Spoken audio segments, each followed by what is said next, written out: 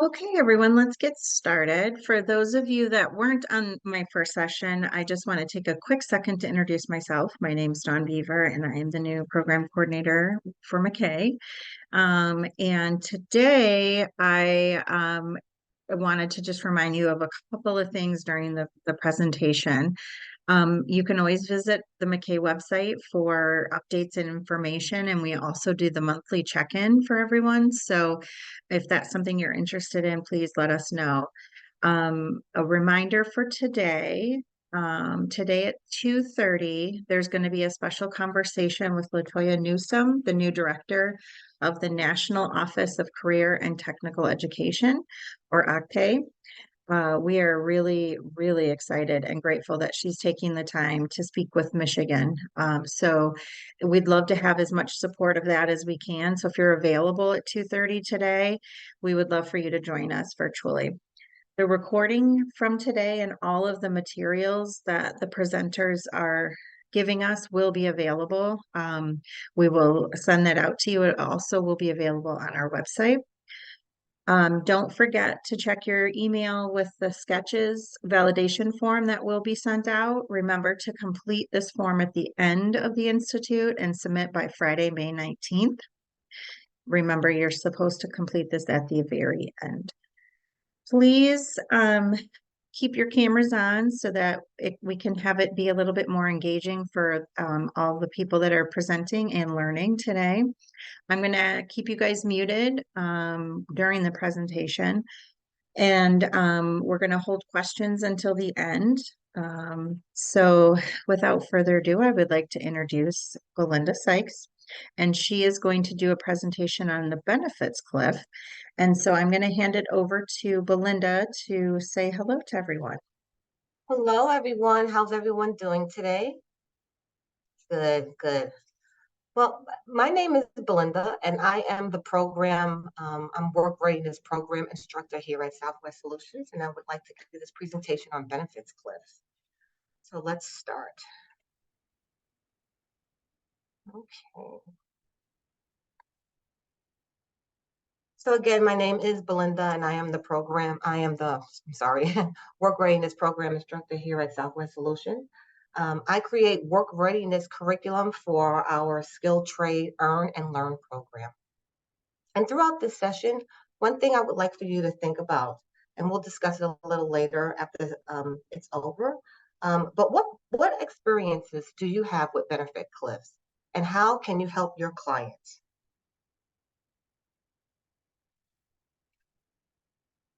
So in this session, we'll discuss your experiences with benefit cliffs. We will define benefits cliffs, and we'll review some of the approaches that Southwest Solution is doing to help our participants with training, education, and employment.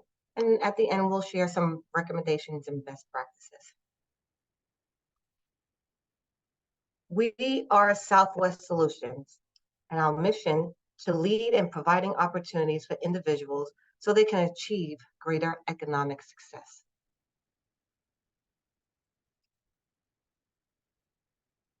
So our holistic approach allows our participants programming and to all participants. So we don't leave anyone out. We make sure that anyone who comes to our center is eligible for the benefits that we have here.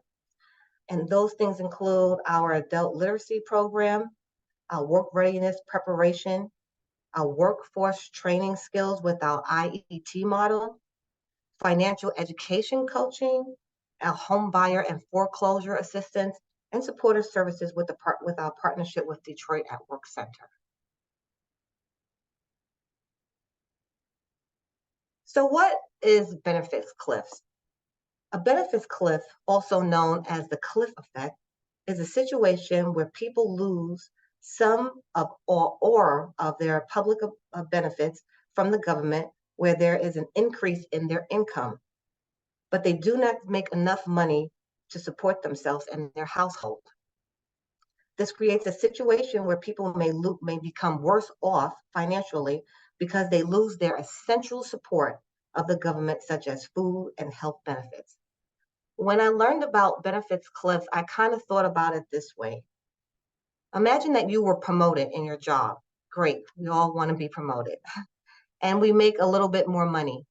And then all of a sudden, we lose our benefits because we make enough money. That's what a benefits cliff is. It's when the increase in salary no longer it's benefit to you, but then you lose those essential benefits.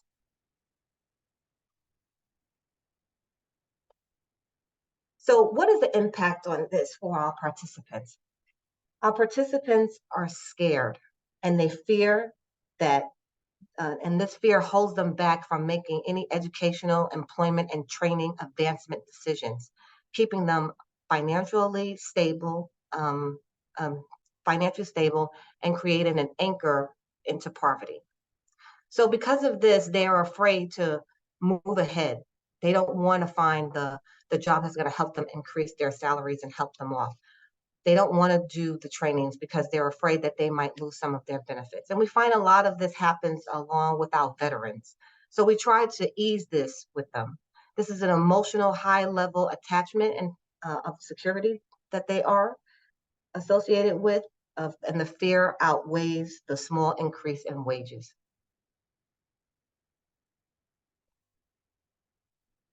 So here we have a list of some benefits that Michiganders really rely on: the Medicaid, health and homeless services, the food assistance, and the women and infant children programs.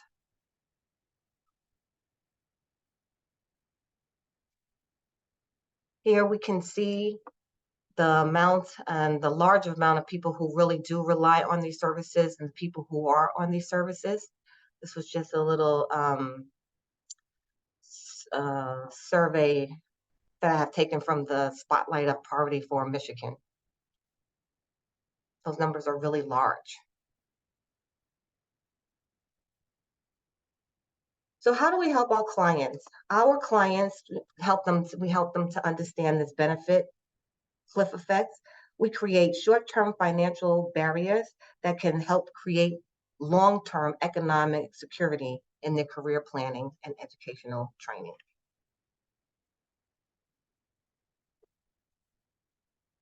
And so here at Southwest, we have a four-way way of addressing this benefit cliff, the cliff effect, let's call it, through our financial empowerment, our work readiness development, our literacy programs, and our work readiness trainings.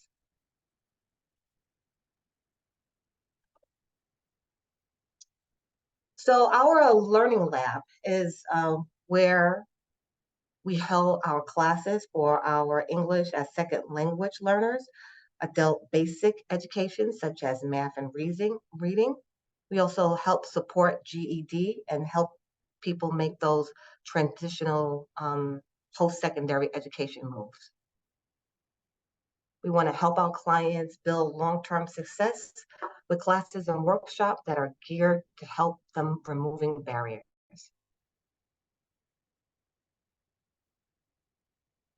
Our financial empowerment. We provide financial empowerment through our Center for Working Families model. We have some resources as a micro grant through the United Way of Southeastern Michigan to remove barriers such as past due bills or purchasing a car. Our Lending Circle is a community-based 0% social loan program designed to build savings and help build credit. And we also have our one-on-one coaching that helps highlight participants' current spending habits and behaviors.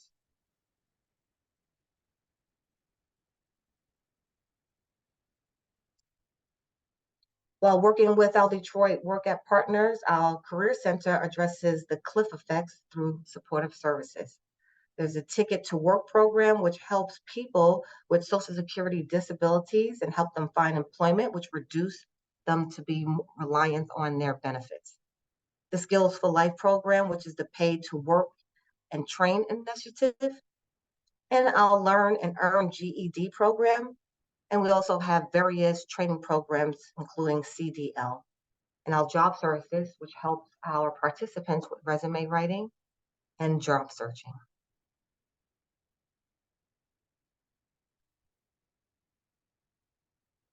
Our work readiness program is our Earn and Learn program, which helps lessen the impact of the cliff effects by providing our clients with the skills they need to secure and maintain employment. Here they can get 2 credentials, one in the skilled trade, which is HVAC and electrical, and also in customer service. We also create a module and training modules for our skill-based career management program, which helps them write resumes based on their skills, not on their credentials. And we talk about things such as self-branding, self-awareness, the importance of networking, and embracing their strengths and weaknesses and opportunities and threats, SWOT model. And so making a difference. Here is where I would like us to take a little bit of time to just kind of think about these kind of questions. So we know about benefit cliffs and the effects and the impact. Let's think about some of these things. In what ways do you think you can help your clients with benefit cliffs? How can you work with state and government offices to help break down barriers of the benefit cliffs? And how can we prepare our clients for the loss of their cliffs? And this is an open discussion. I would like to take the time. So if you have any thoughts, please share. Once you've had a chance to think about these different questions, feel free to unmute yourself. And Belinda would just like it to be kind of an open discussion and sharing of thoughts on these different questions.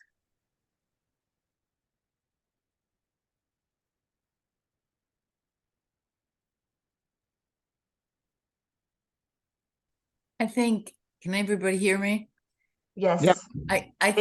I think if resources were provided for us as teachers, we could help spread the news and guide our students to some of these helpful places to Yes, get mhm. I guess the thing is, some of these I may not have heard of or have access to, and it would be wonderful to have those resources to expand with them and share with them. Yes, that's good. So there are some resources that I can share with you. I have put a couple of them up, and I can also share with MACAE as well, and they can share that information with you as well. But yes, that is good. Has anyone here ever dealt with a student or family member or families that has experienced this benefit cliff? Yes, I have. I had a student last fall who she was applying for different jobs, and she actually gets disability because she's got a lot of anxiety and health issues. And so, but I was trying to do a little career coaching with her, and she um, got a temporary job at one of those Halloween stores. And she was doing pretty good. She was excited to be making the money, but as soon as, she had to fill out a form and it had to be reported. And as soon as she did that, her disability was, of course, slashed. And then she also, there was a lag time. So between when she got her last check from the Halloween store to when she was able to get full benefits back for her disability.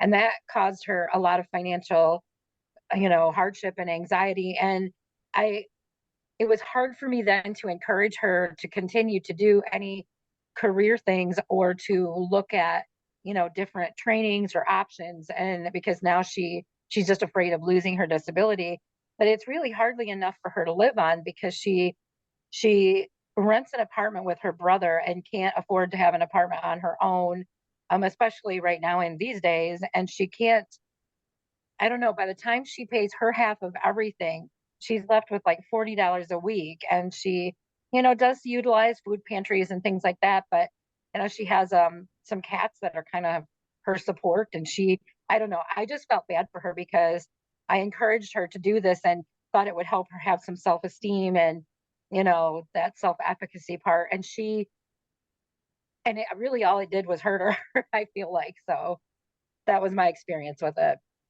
Yeah, that's a great example. And thank you so much for sharing, Michelle. So that's exactly what we're talking about here. When our our families, our students, our participants, we want them to succeed and we want them to move out in the world and get better jobs and be economic stable, but then they are afraid because that's what happens. Their benefits get cut. And so how do we go about uh, moving ahead, helping them ease that? Any ideas? Well, was anyone else in the first session on the economy? Because I'm like, it's tying in. So the first session we went to right before this, Belinda, was all about kind of like the numbers of people that we have available to work in our state. Mhm. And I just think this ties so well to that, because here's this pocket of people like that person who is available to work, but it's a detriment to her and her situation to work. You know, makes me think of my mother when she was 50-ish. She went on disability for like arthritis and some side effects from some cancer treatments. Uh-huh. And I think, you know, by the time she was 55, she probably could have started working again, but she was still getting disability and she knew it would, same thing, it would impact. Mhm. And so she didn't. And now she's at the point where she's collecting Social Security and it's a little bit of a moot point. But I remember her debating, should I go back to work or should I not? And like trying to calculate which one would actually be better for her and the amount of hours that she thought she could work. And she kind of wanted to go work, but you know, she chose not to. And I just think about like that was her situation, but like, and we're talking about our students and our families, which I think is super important, like their situations, but also when you look at this like greater economy piece, and they're talking about we need these people to come work, but then the same system that's saying we need them to come work is really setting us up against them wanting to be a part of the process. You know, it's just like my mind's just going in a lot of directions listening to these two together. So I just really, I didn't really think, oh, this will piggyback right into the first one I went to, but it's super interesting. So thank you. I'm glad that I wanted to ask or add another little slant to the discussion. It's not a student, but it's a person who works in the school district where I work, who is working a job and a half to have enough money to support himself, and has some cognitive limitations. But the issue that I guess I want to ask for your thinking on, and others, we've tried a little bit to work with our Michigan Works people, but what we have had trouble with is finding the right source for support for this person. I think he could do better if he had some job training, but what pigeonhole does he fit to be eligible to do job training? So it's not that we haven't recognized the problem and have people around to try to help steer. We can't find the right slot to put him in to access the support that might help him over the hump. Right, exactly. And sometimes, like when you think about it, we don't want to think about it as like it does more harm than good, because in the long run, we want them to, you know, not rely so much on these benefits. And I kind of remember a situation a long time ago when I was younger. My mom was on public assistance, and when I set out and got my job, because I was working, they cut my mom's benefits because there were two people. There was a person in the household who was actually making money that would be able to contribute to the house. And so we had to just kind of like just work around that situation, because what else could you do, you know? Same thing, I have a situation with an aunt who, her children are now older now, and because one of them is old enough that he can work, they also cut her benefits. So now she has a family of, you know, of 4, and she's only getting like, you know, $24 in food stamps. So it does kind of hinder, but at the same time, you're right. We want to make sure that when we do help them find these jobs, that they are their jobs and training that will help them not have to rely on these benefits. And it could be a little tricky situation. And I'll be willing to, you know, if you send me an email with the person's name, we can follow up with them and just see how we can help on this end. Anyone else? I was just going to say, when they do this kind of stuff, they only look at X number of parameters, like income, family size. That's it. and they never are able to take the time to individualize it for a particular person or a family and what else is going on. Um, very few of us have probably dealt with all the situations that our students are dealing with, but something that we could probably relate to would be like applying for financial aid for our children. You know, they just look at your income and family size, but the cost of college has gone up exponentially over the years, but Pell Grant hasn't. So you and I might make too much money for our children to get assistance, but too little money to send our kids to school. Yep, yeah, You know, yeah. and that's It is it is a terrible cycle. And we, we want to try to, that's why we're here. We're having this forum because we want to try to see what can we do, what opportunities we can provide for them, how can we help to just kind of ease the pain. And yeah, like I said, I was thinking about it in a way like, imagine if I got a promotion and all of a sudden my manager came to me and said, okay, now that you have a promotion, you lose your health benefits and your 401k. And I'm just, it would stop me from wanting to get a promotion. So now that we've talked a little bit about that, I wanted to just talk about some of the things that I have researched that I found where organizations are making making some suggestions. So the effect takes a multi-level approach between the federal government, state agencies, and also the programs as well. So one of the things would be to increase benefit pause rate. Benefits would decrease gradually as a person's income increases rather than just dropping them off abruptly when they reach a certain income. So just kind of like easing them off of it. Provide transitional benefits gradually, reducing benefits rather than abruptly cutting people off and giving them time to adjust to their new income can reduce the risk as well. Create regional learning communities, which is what we're doing here right now, to develop and share best practices and policies and system reforms. Here's a good one. Increase the minimum wage and also increase affordable housing.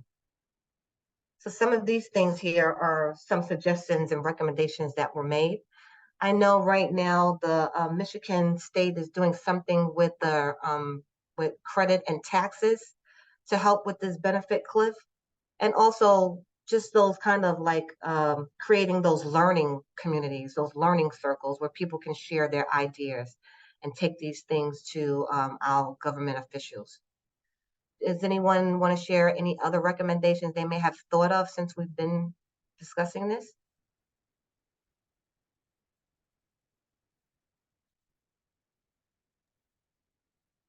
I think it is just maybe like combing, like I like this multi-level. I think kind of like combing through all those specifics that remove benefits from people, like Louis was saying, and kind of be like, okay, what does this really mean for this?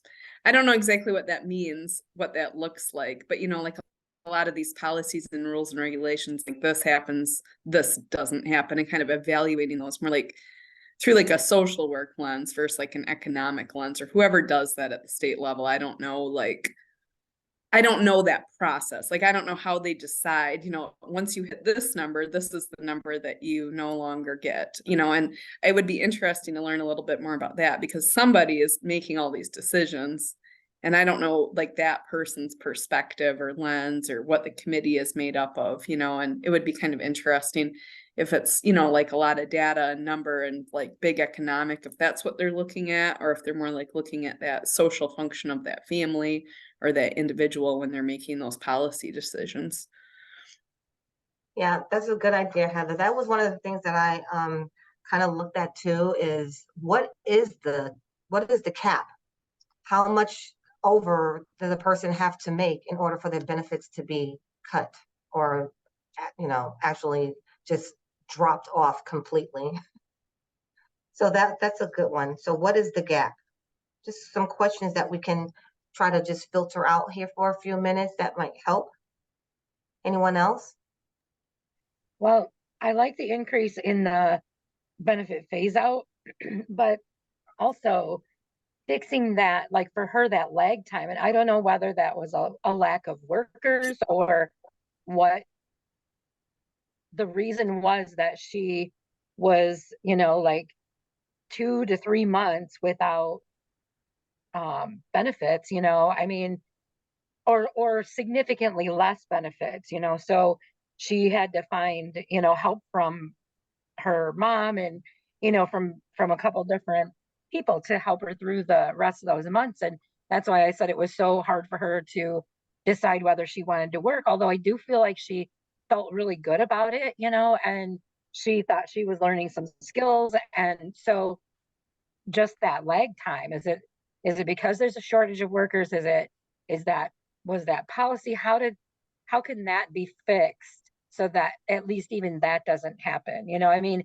if they're gonna phase out and they're not gonna pay her as much benefits, I guess that's kind of understandable, but yet the point was for her to try and get ahead a little bit so that she didn't have to live so um you know, disability check to disability check, and to, you know, be able to sustain her life a little bit better. And it just didn't work out that way. So that's, I do wish there was some kind of fix for those situations.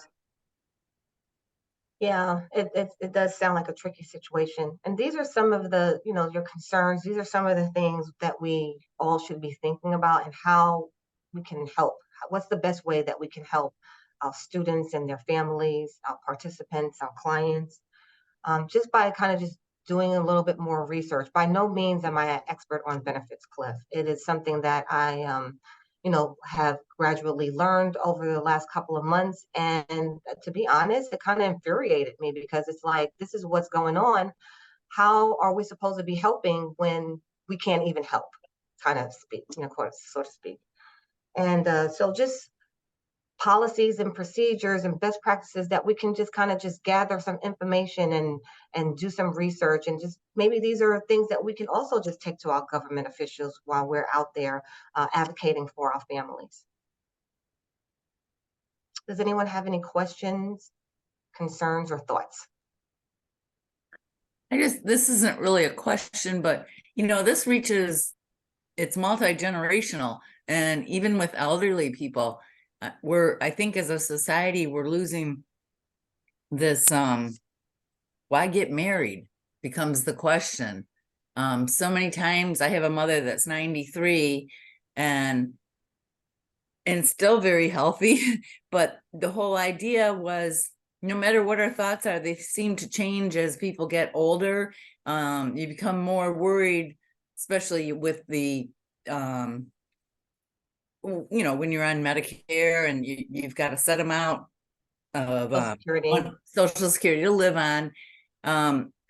Many people are just either choosing to be companions with each other or whatever, but this whole breakdown of, oh my gosh, getting married, I'm going to lose this, I'm going to lose that, or I'm going to be at risk of losing this or that. And I think it's sad. I don't, it's not even looked at anymore today, to me, as a good thing, you know, which ultimately, unfortunately, if people choose to procreate and have families, it's just a complete breakdown. But I don't know where quite the answer is to all that. Yeah. And so that's good. So even like the cliff effects, even, you know, it somewhat takes into the consideration of what you were saying about, you know, combining salaries together. Now we have this large salary and now we're not able to get, you know, X, Y, and Z kind of situation. For college or anything like that. Yeah. Mm-hmm. And so I don't, you know, I don't have the answers, and no one really has the answers. It's a situation that is out here, but we can find ways to help maneuver and help out students and their families, participants transition out of these benefits and into the workforce. And so I know that, Heather, you were talking about your last session, which was talking about getting people to work. And again, how are we getting people to work when they're pulling their benefits from them? So it's like you're pulling out of one hand and putting into the other and right back and forth kind of thing. Does anybody else have any questions or thoughts they would like to share?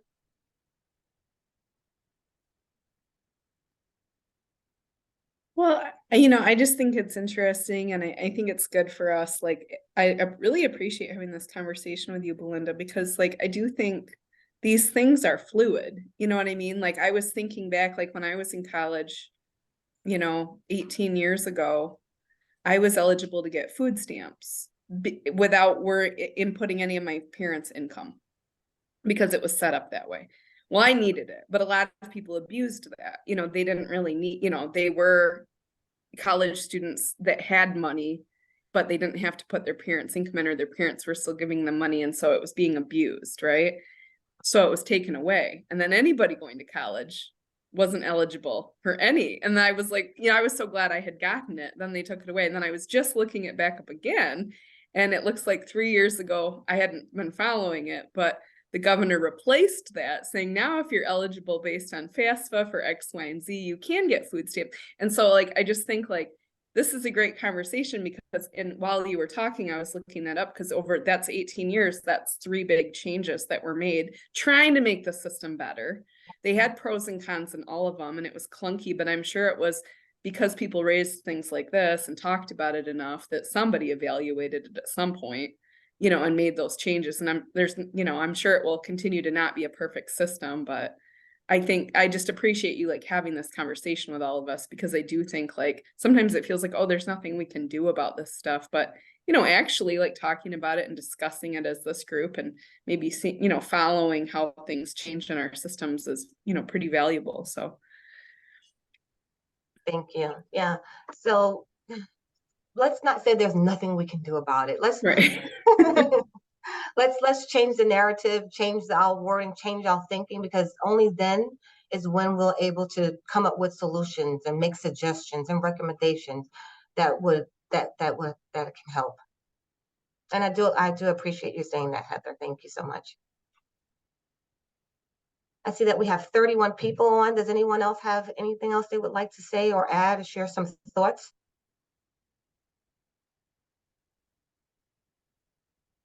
Okay, so I would like to put together a working document, and I would like to share it with you. And let's just make it where it's a thing where you use it on your side to just try to just come up with those answers, those recommendations, those best practices. Okay. That is the end of my presentation. I thank you also very much for welcoming me.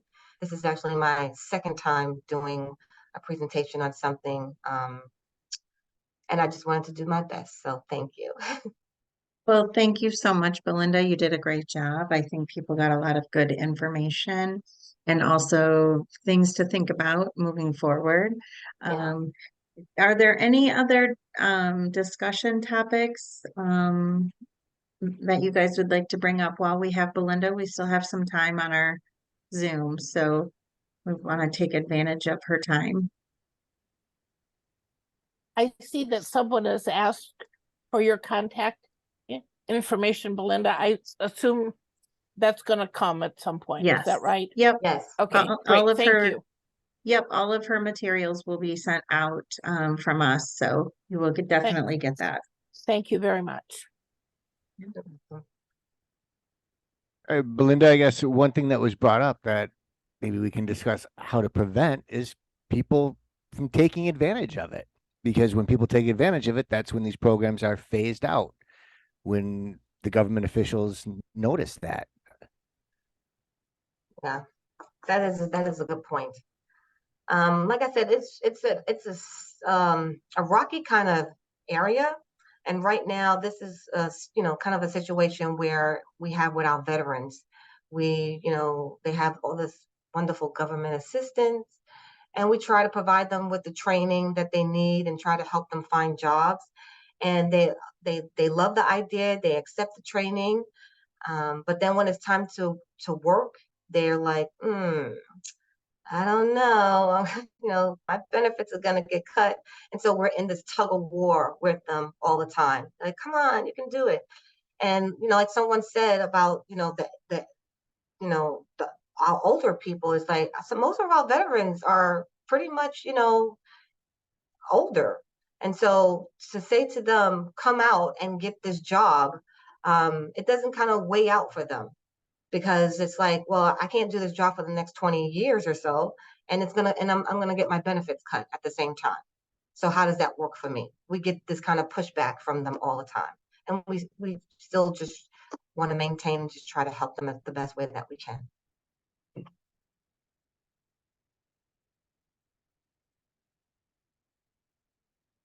Any other questions or thoughts they would like to share? Okay, then, Dawn. Well, thank you, everyone. And we will send out all of these materials and the recordings. So if you have other coworkers that weren't able to make it today and want to listen to this presentation, it will be available. So we will we'll let you go a little bit early. You can get some emails sent out before the next session starts. I think our next session is the lunch session with some updates from Patrick, which I don't think you'll want to miss. There's some really good information that he's going to be sharing out with everyone. So we will see you back in a little bit. Thank you, everyone. Have a great day.